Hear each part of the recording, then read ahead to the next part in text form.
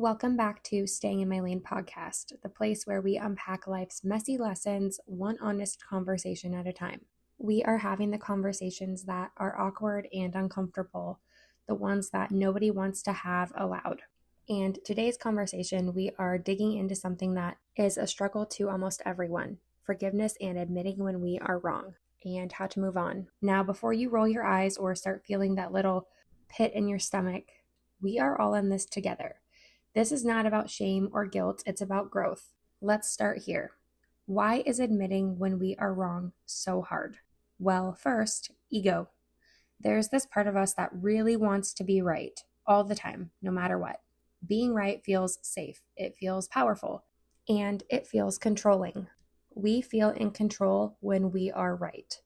But here's the kicker: when we can't admit that we are wrong, we build walls, we push people away, we miss out on growth and learning and deeper connections. And for me, I've had a really hard time admitting when I am wrong, more so in my marriage and my personal relationships rather than professional. But psychologists say that being wrong triggers the same parts of the brain that respond to physical pain. So yeah, it literally hurts. But denying when we're wrong, we are just avoiding temporary discomfort. There's not really any benefit to that. When we deny that we're wrong, we are basically signing up for a long-term mess and chaos. But admitting that we are wrong is not weakness. It may feel like it. It's not self-betrayal, and it's definitely not losing. It's actually a sign of emotional maturity. It means that we value truth more than we value pride. It means that we are open to learning and growing. And most importantly, it tells the people around us that they are safe to be imperfect too. This has taken me a really long time, and I am still working on this, probably more than I'm working on anything else, is being able to admit when I'm wrong or admit that I'm not perfect. And I'm not saying I want to be perfect, but when I do something that isn't the way that I pictured it in my mind, sometimes I get really frustrated, and it's hard for me to admit when I am not doing something that's up to my standards in my brain. Whether it's a relationship, work, or with our kids, saying, you know what, I got that wrong, can disarm tension like nothing else can. And for me, that's been my biggest struggle. Let me share a quick story with you. A few years ago, I had a disagreement with a friend. I was convinced 100% that I was in the right. I replayed our conversation over and over, reread the text messages, convinced that they were the ones being unfair.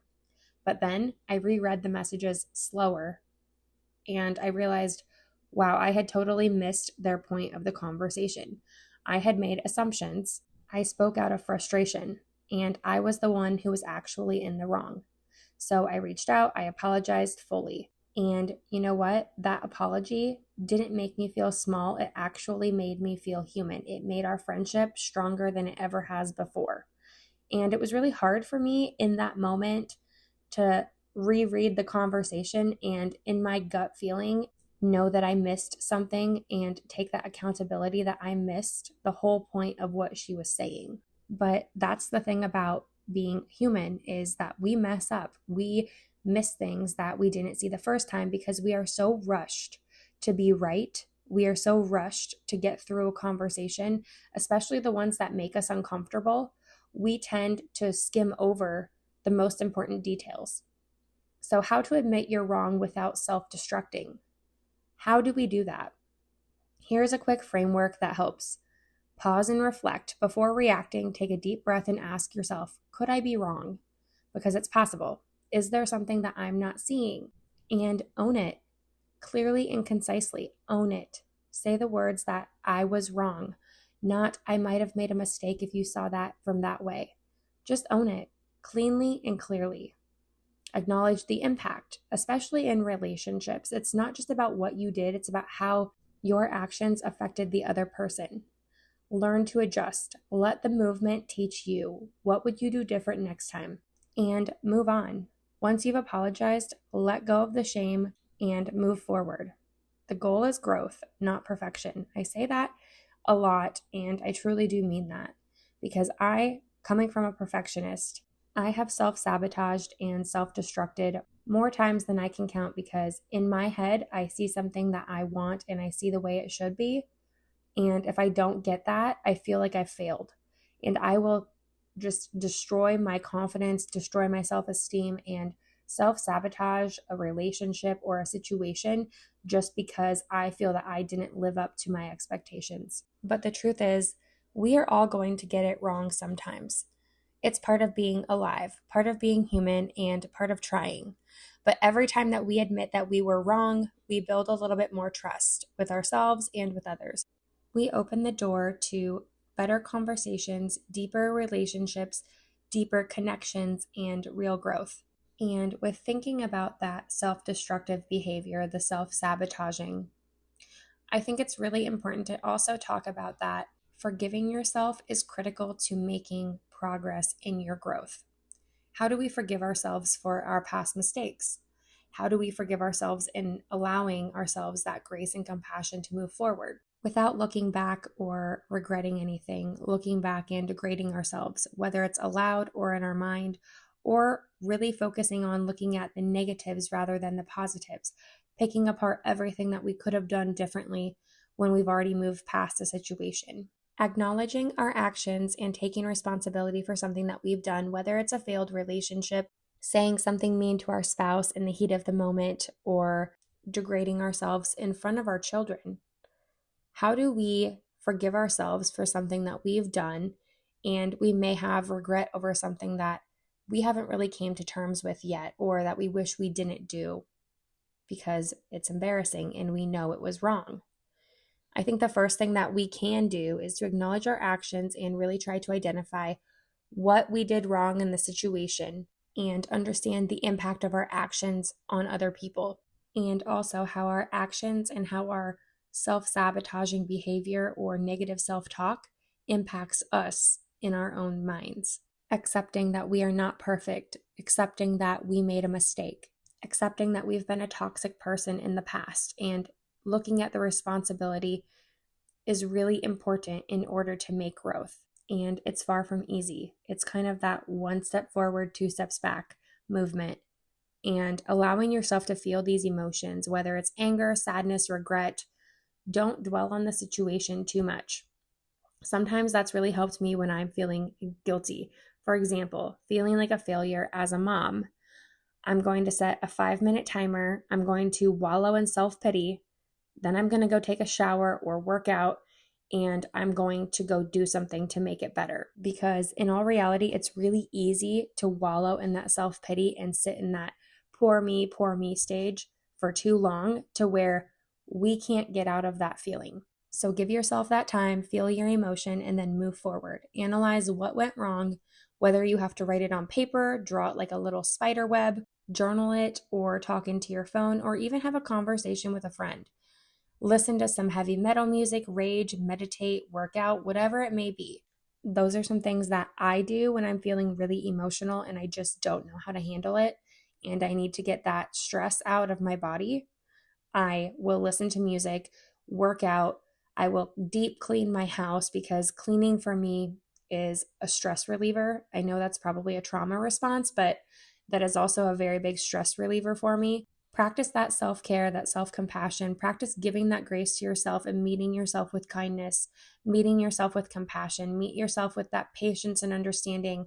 Also, recognizing that everybody makes mistakes, but taking that accountability and responsibility, looking at what we did and learning how to change that next time is how we make growth within ourselves. We can always shift an experience from a negative to a positive. And if somebody that you hurt, whether it's a family member or a past relationship, don't maybe contact your ex. That's probably not a great idea. But thinking about family or friends or somebody that you need to make amends with, if it's appropriate, apologize to whoever you hurt and simply try to repair the damage. Apologize to yourself if you need to. And if it's not something that you can feel comfortable doing, then don't fixate on that. Don't perseverate on that. Talk to yourself, acknowledge what you did, move on, and let it go. Let's be honest in the fact that most of us are our harshest critics. We extend compassion to friends and say it's okay to people who've messed up. But when it comes to ourselves, that grace gets really quiet. Somewhere along the line, we started believing that holding on to our guilt is what makes us good. And that's not true. Like if we suffer enough, we somehow can prove to ourselves that we care. But the truth is that self-forgiveness is not about forgetting or excusing our behavior.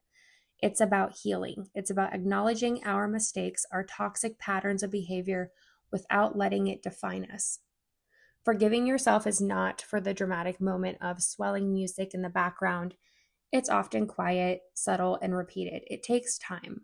And I think it's really important to add that forgiveness does not erase the past, it shifts your relationship with it. That self forgiveness is really a struggle, and there's a lot of psychological and emotional layers that can make it that way. Forgiveness, especially that self forgiveness, is not about forgetting or pretending that it didn't hurt ourselves or somebody else. It's about releasing ourselves from the grip of that shame, that guilt that we've talked about. But here's the thing, that trauma wires the brain to stay in survival mode. And that shame and that guilt becomes a survival strategy. So when you say things like, I should have known better, what you're really doing is holding your past self to today's knowledge and those tools that you have in your toolbox. And for anyone who has not listened to the Together Through Trauma with Children, having a toolbox. We are all given a toolbox when we are children, not literal. This is not literal toolbox, but we develop tools and strategies to put into our toolbox as we grow. And the person sitting next to us may have different tools in their toolbox. But the truth is that your younger self did the best they could with what they had in their toolbox. And as an adult, you have more knowledge, more strategies, more resources.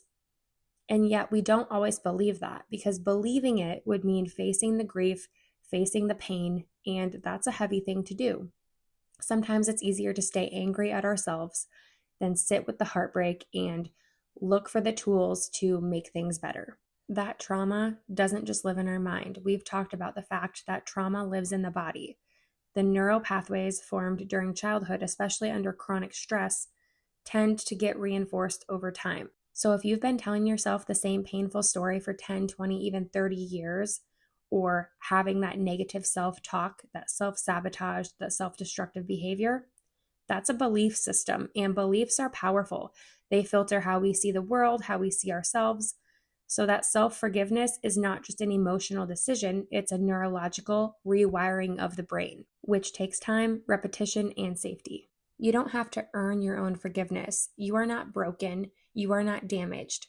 You are responding to pain that your body and mind have been carrying for a long time, whether it's a month, a year, 30 years, whatever. So be gentle with yourself. Talk to your inner child.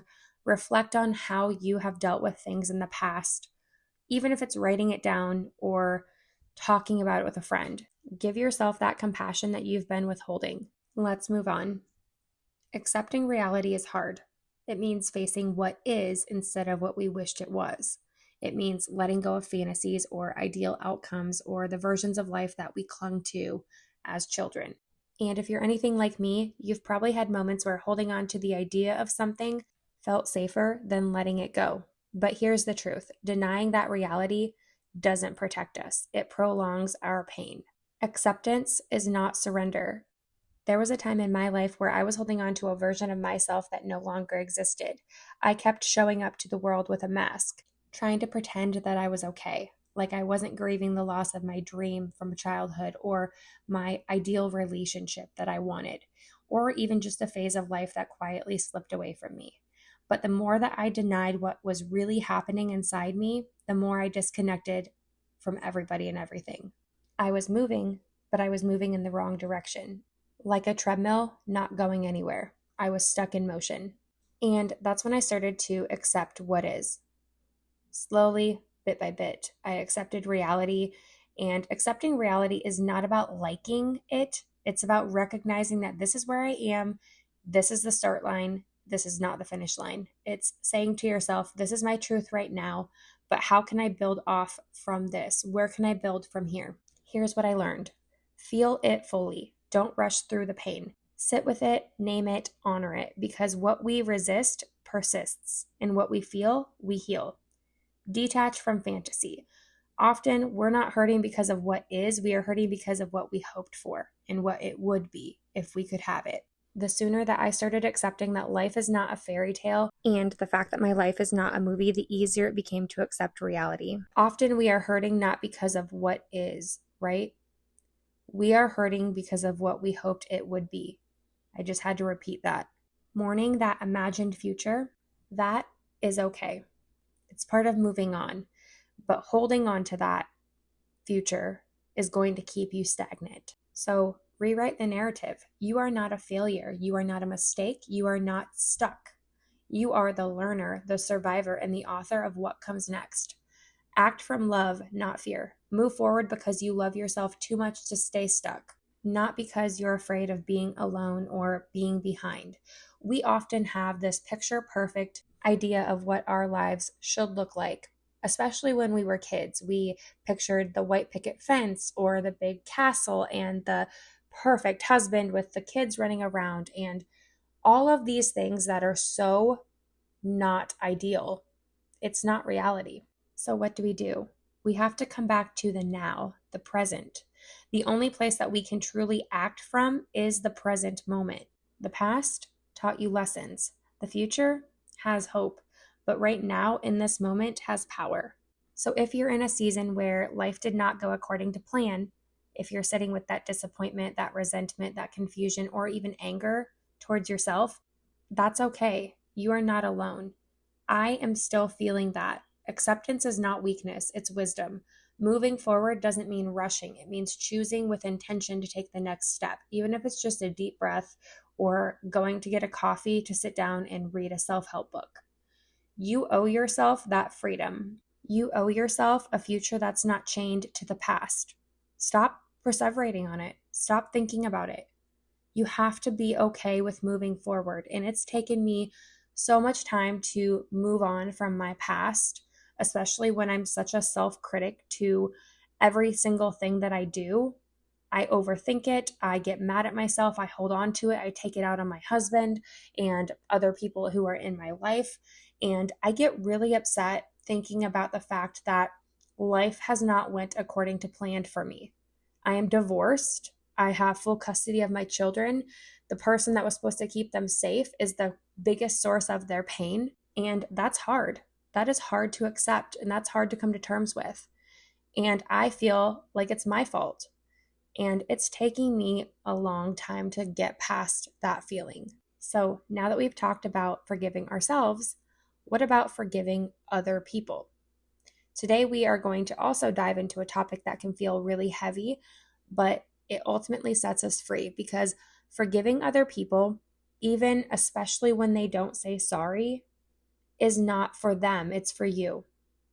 I know hearing the word forgiveness can stir up a lot of emotions when it comes to thinking about people who've hurt us.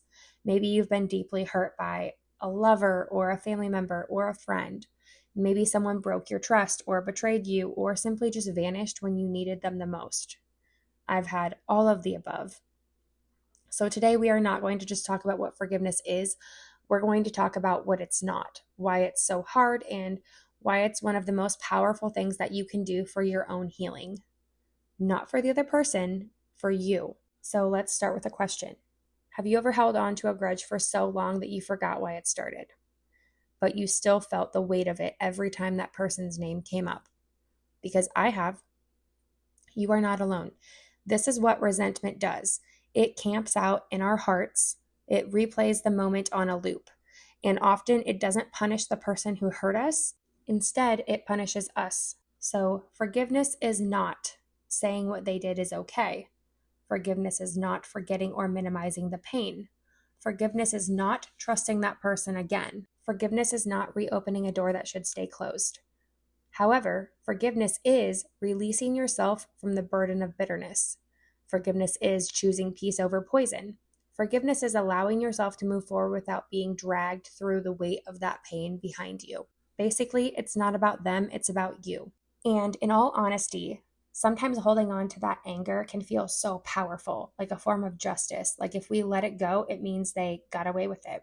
I can relate that back to my ex-husband when he lost rights to our children that we shared, my children now.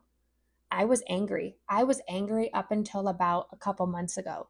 But here's the truth. Unforgiveness keeps us chained to the moment that we were hurt. The person who wronged you might be sleeping soundly at night, and I'm sure that he is, for example. You're the one who stays awake, revisiting old wounds and replaying old memories. Forgiveness doesn't mean you lose, it means you stop losing. Remember, you can forgive someone and still choose to never let them back in your life.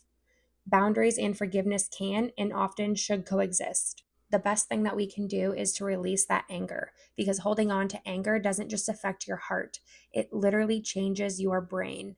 And forgiveness, it can rewire your neural pathways. And neuroscience backs this up. When we hold on to resentment and anger, it activates the amygdala, the brain's fear and threat center. This leads to a cascade of stress hormones like cortisol and adrenaline. Over time, the state of heightened stress can damage your health, raising your risk for heart disease, anxiety, depression, and even memory loss. So when we say things like holding a grudge is bad for you, it means quite literally it's bad for you. When we dwell on someone who hurt us, the brain responds very specifically. The amygdala, your emotional alert system, goes into overdrive. That prefrontal cortex, which governs rational thinking and decision making, gets overridden. Your default mode network, which activates your mind wandering, keeps replaying the pain over and over, reliving that offense, reinforcing the hurt, and deepening the neural pathways of resentment. Neuroscientists call this rumination, and it's been linked to depression and anxiety. But the good news is that our brains can change, and forgiveness can literally rewire our brain. Let's talk about rewiring our brain when we choose forgiveness. Studies show that when people choose forgiveness or practice forgiveness, several powerful things happen in the brain. First, reduced activity in the amygdala. The fear and anger center calms down. There was actually a study that showed that people who chose forgiveness actually had lower heart rates, lower blood pressure, and more activities in areas of their brain associated with empathy and compassion. What does this mean? Forgiveness just doesn't make you feel better, it makes your brain work better. Forgiveness actually allows you to think more clearly, feel more balanced, and even connect deeply with others. But forgiveness is hard. Sometimes the pain is very deep. Sometimes forgiveness feels impossible. So where do we start? Name your pain. Acknowledge what happened and how it affected you. Suppressed emotions still show up in your brain's stress centers. Practice empathy. This doesn't mean excusing their behavior or saying that it was okay. It means trying to understand why they may have acted that way. And this actually engages the medial prefrontal cortex, which leads to reduced emotional reactivity and is often tied to empathy. Use visualization. Visualize yourself letting go. This might sound really ridiculous, but studies show that having that mental imagery affects real neural pathways. Meditate or pray. I know the praying can be controversial, but mindfulness and compassion-based meditations shrink the amygdala over time and strengthen your connections in your frontal lobe. Again, lowering that stress hormone and your cortisol levels. So thinking about all of this, why are we still holding on to something that's already behind us? Maybe it's a breakup, a friendship that ended without closure, a job that didn't work out, an apology that never came. Whatever it is, here's the truth. Holding on to it doesn't protect you, it traps you. When we stay attached to something that's no longer meant for us, we lose energy, clarity, and peace. It shows up in our bodies, tight shoulders, heavy chest, that constant fatigue, which, by the way, is not normal. And sometimes I think that our older generations normalize that, and I probably will get hate from that, but it's not normal to not be able to walk when you're 70 years old. It's not normal to be constantly tired. But that's a whole nother conversation that I'm going to get into about holistic health and how we heal our bodies, not just our minds. When we hold on to something that's no longer meant for us, it shows up in our minds, overthinking, replaying conversations, imagining different outcomes that will never happen. It's like trying to walk forward while dragging a 1,000-pound suitcase full of what ifs and maybes. And the longer that we hold on to that or try to bring it with us, the more we lose out on the present moment. Letting go of something is hard because it often feels like letting go of identity, safety, or even justice. But what I've learned through personal pain and deep reflection is that letting go is not erasing the past. I've said that before. It's about accepting the past cannot be rewritten. It means choosing yourself, your future, and your peace over staying stuck in pain that you can't change. So, how do we move forward? How do we actually let it go? You can honor the past without living in it. Thank the past for the lessons learned, even if they came with pain and grief, even if they came with really hard, dark times. And then give yourself permission to evolve beyond it. You may need to grieve.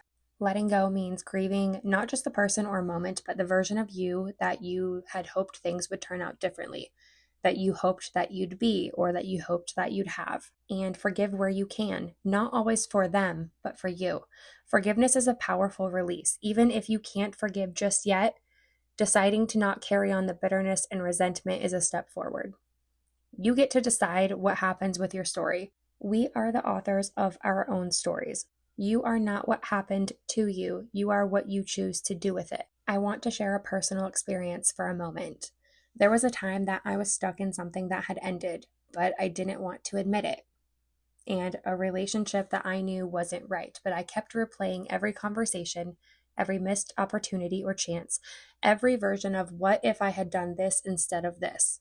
But one day I asked myself, what am I waiting for? An ending that feels better, or a person who's already gone because they were toxic? One day I realized that no matter what was going to happen, no one was going to set me free but me.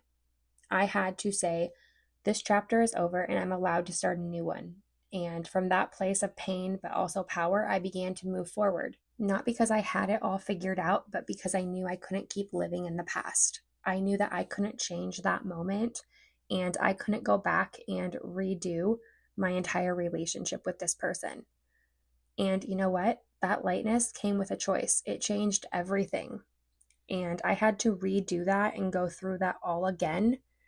And I'm still going through it with the person that I thought would love my children beyond measure, the person that I thought was going to keep my children safe. That forgiveness I'm still working on. So let's talk about that for a second. What happens when someone hurts a person that you love? Not you, them, a person, a friend, a daughter, a son, a partner, a sibling, a parent. When someone hurts you, forgiveness is already hard enough. But when someone wounds someone that you love, that stake feels higher. The anger burns hotter, and the instinct to protect kicks in fast. You want justice, you want closure. Sometimes you want the person to feel what they've made your loved one feel. And honestly, that's a normal human emotion to feel. Let me ask you a question. What if we sat between that uncomfortable space of anger and grace, pain and release, and ask the question, is it possible to forgive someone for what they did to someone that you love? The complexity of secondhand pain is very difficult. Secondhand pain can feel just as real as experiencing it firsthand, sometimes even more, because you're carrying someone else's suffering and your own helplessness with it. Maybe you watched your best friend cry after being betrayed. Maybe you saw your partner struggle with the aftermath of someone's cruelty. Maybe someone hurt your child, and maybe all you can do was hold them while they break inside and while you break inside.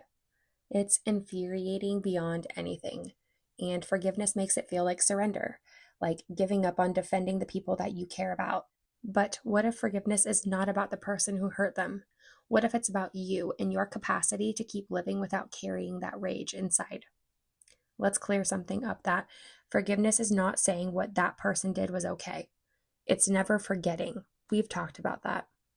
And it definitely doesn't mean that you have to rebuild trust or relationships with that person who hurt somebody that you love. Forgiveness is simply releasing that grip that pain has on you. It's saying that I'm not going to carry this hate in my heart. And that can be really hard when someone hurts your child. Because if we hold on to every hurt that's been done to everyone that we care about, our hearts harden and become very dark. And slowly, without noticing, we become bitter, not just at the one who caused the pain, but at the world. And if I was to tell you that it was easy to begin the forgiveness process towards my ex-husband, it has been incredibly difficult. Forgiveness is a way to protect your heart, not theirs, but it's very hard to do because it's not a switch. It's a process. And you're allowed to be angry. You're allowed to hurt for the people that you love. Don't skip that step. I, for one, have definitely felt angry and rage when I think of the person that hurt my children. And this one's really hard, but try to see the person as a whole human being, not just the villain in one chapter. Don't excuse them, but remember that people are flawed and often very broken. And sometimes what they did is more about them and their hurt than the people that they actually hurt. Decide what forgiveness means to you. Maybe you never speak to them again. Maybe you set very firm boundaries. Maybe you go no contact. Maybe you just stop replaying the story in your mind every night. That is forgiveness as well. And for me, I've had to work really hard on not thinking about it every single day. Sometimes silence can harden pain. Words can help release it. Talking about it does help. It's helped me. But I also am very careful with talking about it too much because sometimes people just want a story. They don't actually want to be there for you. So be careful with who you talk to about it. When my ex-husband hurt my children, it felt like the ground just came out beneath me. I was not just grieving for my children's pain. I was grieving who I thought was going to protect them. And I felt really angry. I felt an overwhelming amount of guilt for having children with this person who turned out to hurt them. And if you've experienced something like this, it's okay that you're still angry. It's okay to feel like you can't forgive them yet. That's okay. Like we talked about, forgiveness is not a switch that you just flip. It's a path that you walk. And today might just be the day that you take one step, not two. Maybe today that step is coming to say that I'm open to the idea that one day I'm going to stop carrying this pain. To anyone who's listening who feels torn between loyalty, love, and justice, you are not alone. These are some of the most complicated emotional choices that any parent can face. And remember that forgiveness is your decision. It's your timeline, your journey. There is no time limit or requirement to forgive. It's going to take time, and it's going to be some of the most difficult things that you do for yourself. You deserve peace. And I'm not talking about the kind of peace that's handed to you when everything is going right. I'm talking about the kind of peace that you choose in spite of everything. The peace that stands tall in the middle of chaos. The peace that says, I don't have to control this to be okay. Peace doesn't just happen when life gets easier. Peace happens in these dark moments and when we decide to not let life steal our stillness. We've been conditioned to believe that peace is something we find when we settle down, when the job is stable, when the bills are paid and the kids are okay, when all the noise stops and the house becomes quiet, when the relationship is healed. But if we wait for perfect conditions to feel peace, we might never feel it. True peace isn't about the absence of noise. It's the presence of clarity within it. So what does choosing peace look like in real life? Sometimes it means walking away from an argument instead of proving your point. Sometimes it's not texting back, setting those boundaries. Sometimes it's turning off the news for a night. Sometimes it's sitting in silence instead of trying to fix things that you can't control. Sometimes it means forgiving. Peace doesn't always look like meditation and yoga. Sometimes it's boundaries, that forgiveness. Sometimes it's saying no to chaos, even if chaos is really comfortable and familiar. Peace is not weakness, it's wisdom, because you start to realize that your energy is too sacred to spend it on things that don't serve your soul. Again, did you know that peace, even mentally, changes your brain? Studies show that mindful choices and calm decision-making increase activity in the prefrontal cortex of the brain, the part of the brain that's responsible for logic, empathy, and self-control. Meanwhile, that amygdala that we've talked about, the brain's fear and reactivity center, starts to calm down. This means that when you're choosing peace consistently, even in the smallest of ways, your brain defaults to calm instead of panic. You can literally rewire your mind to be more resilient, more focused, and less reactive. So when we say peace is power, it's not just poetry, it's that neuroscience. Peace is radical because the world just doesn't teach us to choose it. We're taught to hustle and compete and compare, react, defend, and consume. Peace feels like rebellion because it says, I don't have to respond to everything. I don't have to be right all the time. I don't have to run faster just because my world is spinning. Peace is your quiet refusal to let the world dictate your state of mind. It's not passive, it's powerful, because nothing is more intimidating to chaos than a person who refuses to be shaken. Choosing peace is not always easy, but it's worth it. Choosing forgiveness is not always easy, but it's worth it. Admitting when we are wrong is not always easy, but it's worth it. This does not reward for a perfect life, but it helps build the foundation for a meaningful one. You don't need permission. You don't need the world to agree with you. You just need to find the courage to say that today I chose peace. Today I chose forgiveness. Today I chose to accept what is.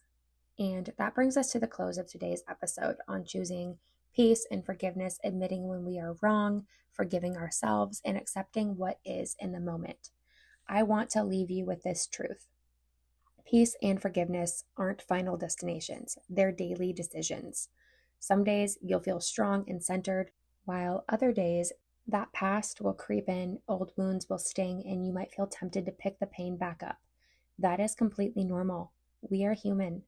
But even in those moments, you can pause, breathe, and choose to start again.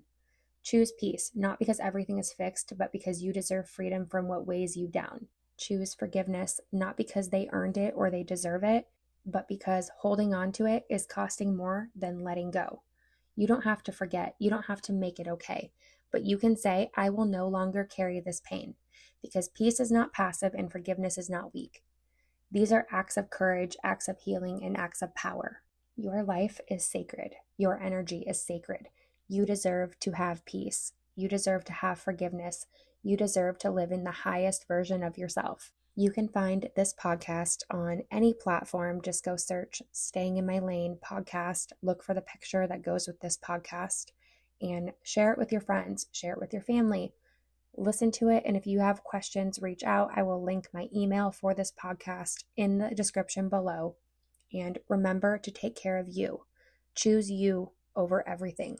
Life is not easy, but it's easier when we have support. So until next time, be kind to yourself, be gentle with your story, and remember that every moment is a chance to choose again. I will see you later.